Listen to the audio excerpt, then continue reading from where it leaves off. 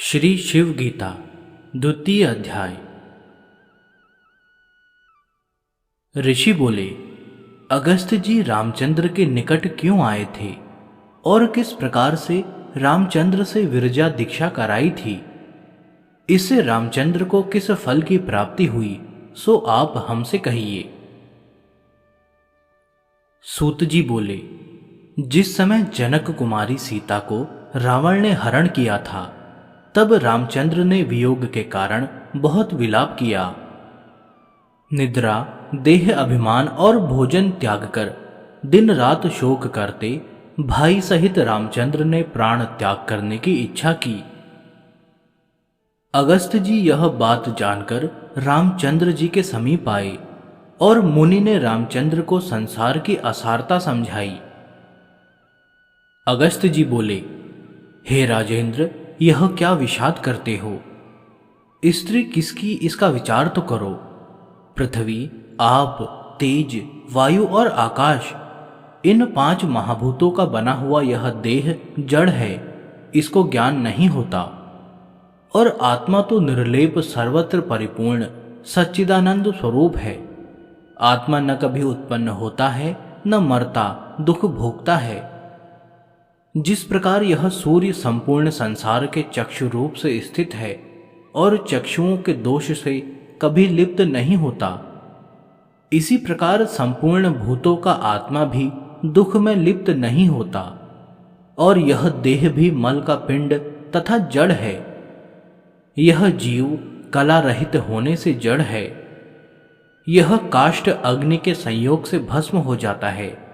सियार आदि इसको खा जाते हैं, तो भी नहीं जानता कि उसके वियोग में क्या दुख होता है।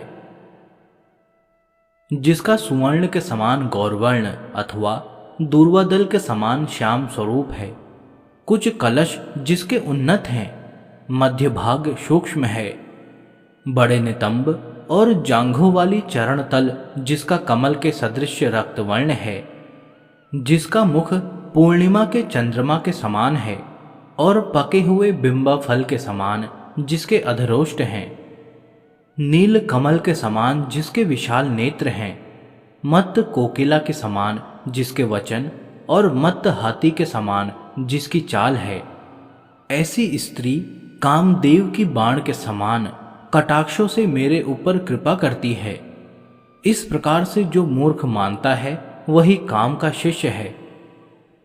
हे राजन, सावधान होकर सुनो, मैं इसका विवेक कथन करता हूं।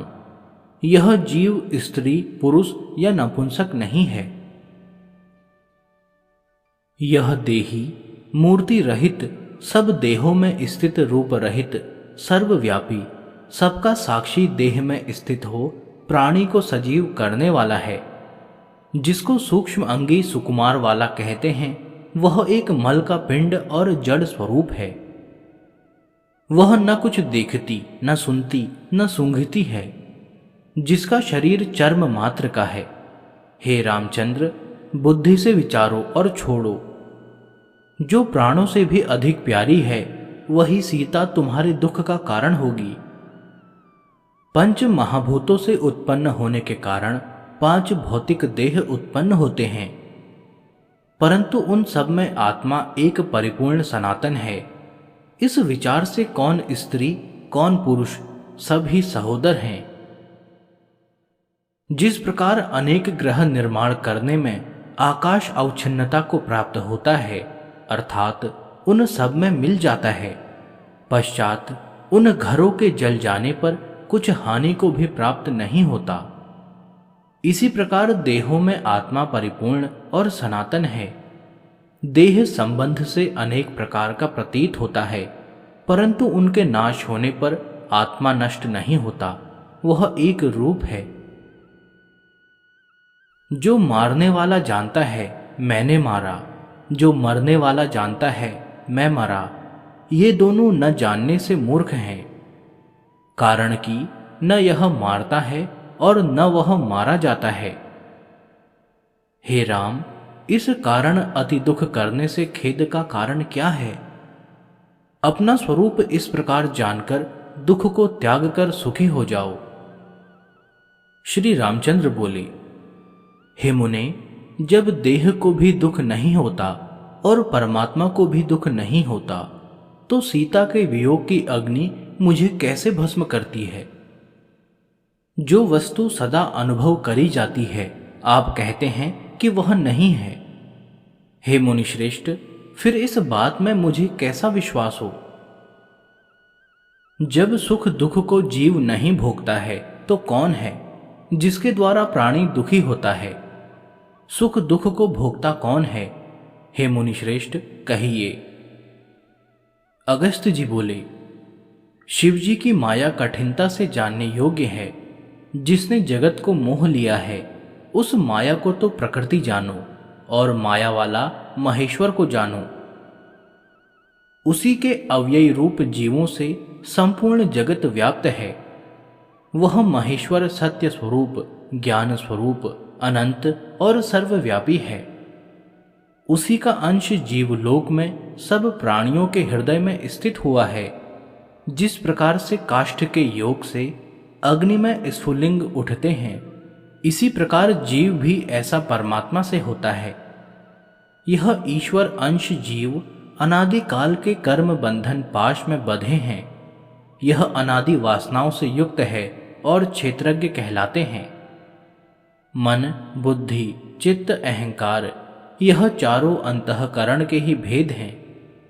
इस अंतःकरण चतुष्टय में क्षेत्रज्ञों का प्रतिबिंब पड़ता है।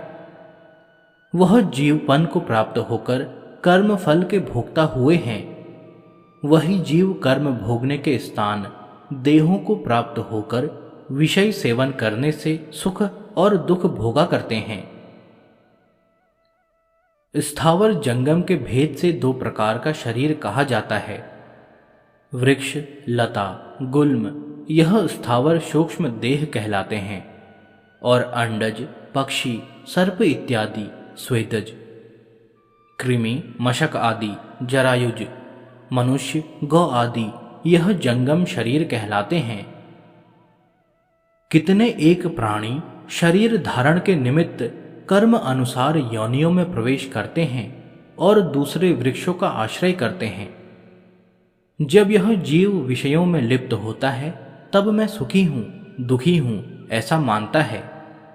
यद्यपि यह निर्लेप ज्योति स्वरूप है, परंतु शिवजी की माया से मोहित सुख दुख का अभिमानी होता है। काम, क्रोध, लोभ, मद, मात्सर्य और मोह, यह 6 महाशत्रु अहंकार से उत्पन्न होते हैं। यही अहंकार स्वप्न और जागृत अवस्था में जीव को दुख देता है और सुषुप्ति में सूक्ष्म रूप के होने और अहंकार के अभाव से यह जीव शंकरता, आनंद रूप को प्राप्त होता है। इस प्रकार यह माया में मिलने से सुख दुख का कारण उत्पन्न करता है। जिस प्रकार सूर्य की किरणों के पड़ने से सीपी में चांदी की प्रतीति होती है, इसी प्रकार शिव स्वरूप में माया से विश्व दिखता है।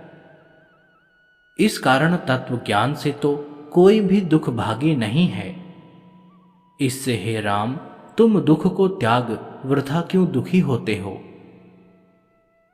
श्री रामचंद्र बोले, हे मुनिराज, जो आपने मेरे सम्मुख कहा है यह सब सत्य है। तथापि भयंकर प्रारब्ध देव का दुख मुझे नहीं छोड़ता है। जिस प्रकार मद्य प्राणी को मत्त कर देता है, इसी प्रकार अज्ञानहीन तत्व ज्ञान युक्त ब्राह्मण को भी प्रारब्ध कर्म नहीं छोड़ता। बहुत कहने से क्या है, यह काम प्रारब्ध का मंत्री है। यह मुझको दिन रात पीड़ा देता है और इसी प्रकार से अहंकार भी दुख देता है। जीव अत्यंत पीड़ित होकर स्थूल देह को त्याग करता है। इस कारण हे ब्राह्मण, मेरे जीव के निमित्त उपाय करो।